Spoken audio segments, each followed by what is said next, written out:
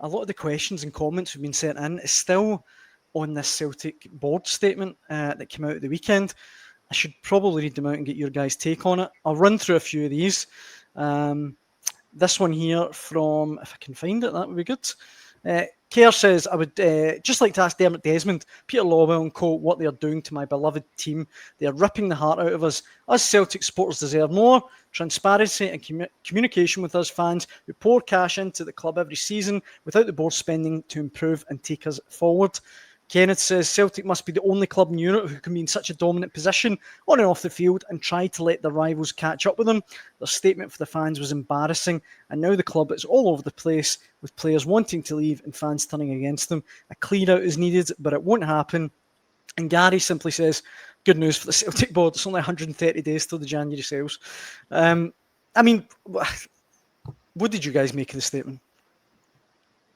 That statement was absolutely appalling as far as I'm concerned. It was bordering on insulting to some of the Celtic fans with some of the stuff that was in it. I mean, I just found the whole thing utterly bizarre.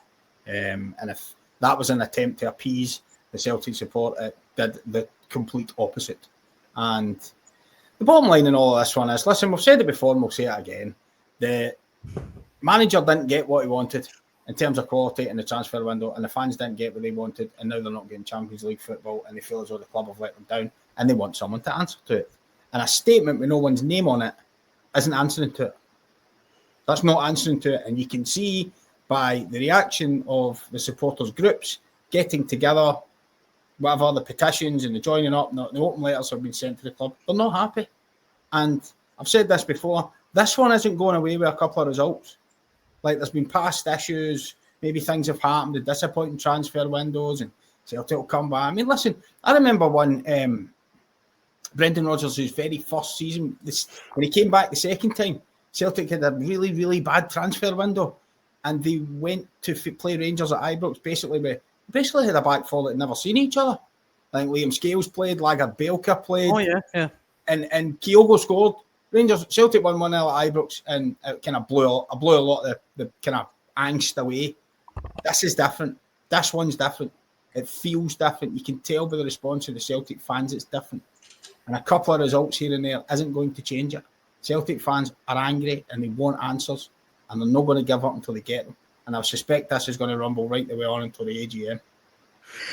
Fraser, I think Swanee's right. This does feel different. And Mark says, I support a boycott, but I don't think for a moment it will affect Dermot Desmond.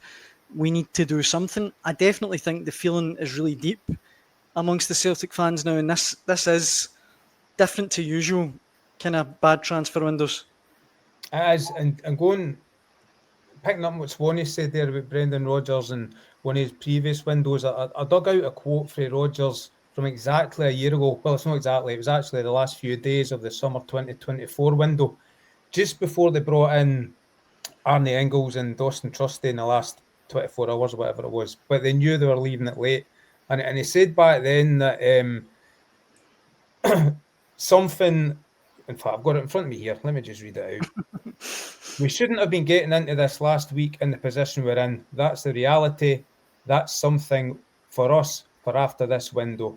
We want to strengthen and have that depth. It's taken longer than I would have liked as a football manager. It's definitely something having come back in as manager and gone through 3 windows now. Remember, that was 12 months ago, that we have to put right as a football club.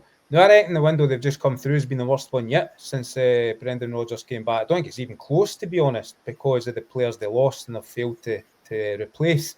So Brendan Rodgers spent an awful lot of time last summer. I remember this. In fact, I go back to a trip that was on with Swanee to Lazio, when Lazio basically ended their Champions League hopes 2 seasons ago. And I remember the aftermath of that was all about having to sign better quality and be backed in the transfer window. That was before the January one. And I'll go back to what I just said a minute ago. This has been the worst window they've had yet, and there's just been no excuse for it. I don't know if they seem to get carried away with getting Kieran Tierney in the bag so early on. That was always going to be the blockbuster arrival. It's obviously also left a bit of a problem at left backs. They can't seem to complete 90 minutes yet, and they've lost Greg Taylor. But the failure, and I'm only repeating what's been said before, the failure to replace Kyogo Furuhashi in what has been over 7 months now is just unforgivable. Shambolic. Aye. Shambolic, that's what it is.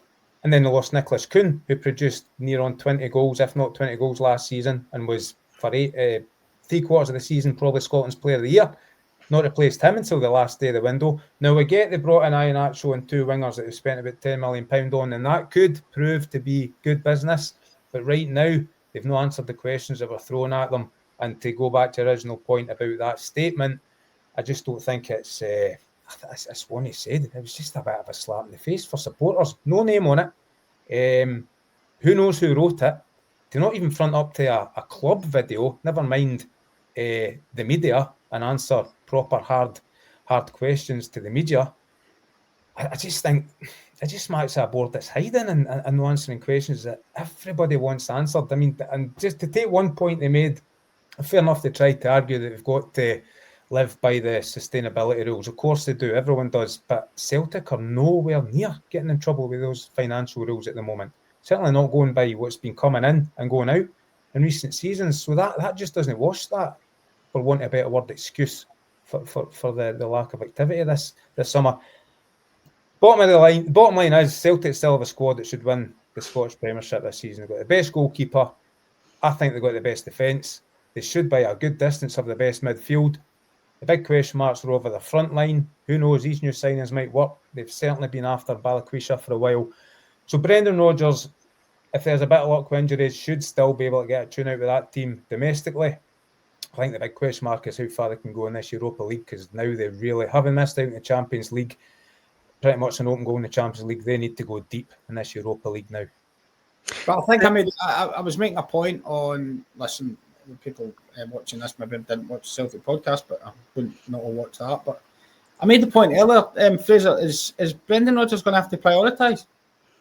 Because I'm not sure that squad depth, especially in the front line, if the new boys don't shine immediately, and even if they do, if you were taking the premise that the two wide guys, for example, well, you know, Yang was maybe going to be going to Birmingham anyway, he's going to be a backup. Can the same team play? And this the grueling fixtures all the way right through from now until Christmas? Well, Mick Gannon made a right good point recently that Premiership, Europa League. Yeah.